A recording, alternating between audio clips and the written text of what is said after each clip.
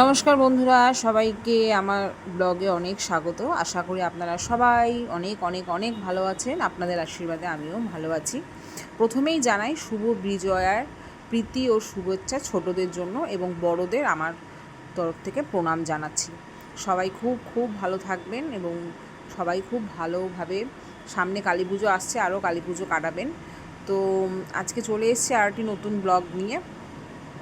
আজ যে ব্লগটা নিয়ে এসেছি সেটি হলো আমাদের মধ্যম গ্রামে দুর্গা পুজোর বিসর্জন শোভাযাত্রা নিয়ে।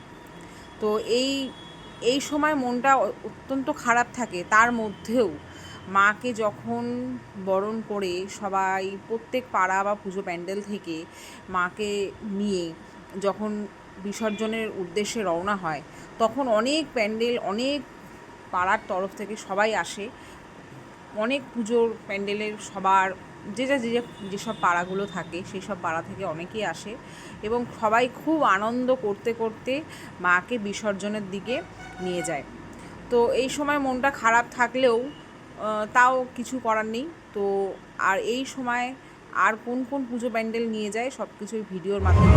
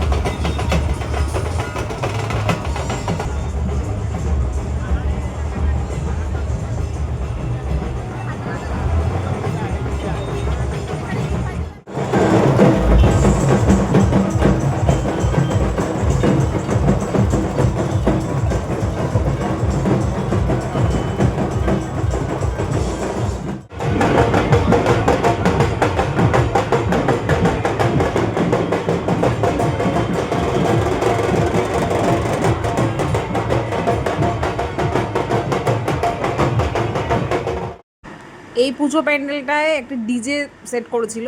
তো এনারা খুব আনন্দ করে নাচছিল আর খুব ভালোও লাগছিল। এবার যেহেতু এই গানটা এর মধ্যে দেওয়াটা উচিত নয়, তাই এর মধ্যে আমরা এইভাবেই দেখালাম। তো দেখুন কেমন লাগছে। এরম করে অনেকগুলো পুজো প্যান্ডেল থেকে বেরিয়েছিল। তো আমাদের এই মধ্যমগ্রাম চৌমাথা থেকে মধ্যমগ্রাম ব্রিজ, যেটা শিলামণির মোড় বলা হয়, তো সেইখানে অবধি এটাকে পুরোভাবে ঘোরানো হয়। আর প্রচুর প্রচুর মানুষ রাস্তার দুপাশে দাঁড়িয়ে থাকে দেখে। তো খুবই ভালো লাগে আর বেশ সবাই আনন্দ করতে করতে যায় দেখতে। খুবই খুবই খুবই ভালো লাগে। আশা করি আপনাদেরও ভালো লাগবে। তো দেখুন আমাদের সব কীরকমভাবে নেওয়া হচ্ছে। তো চলুন।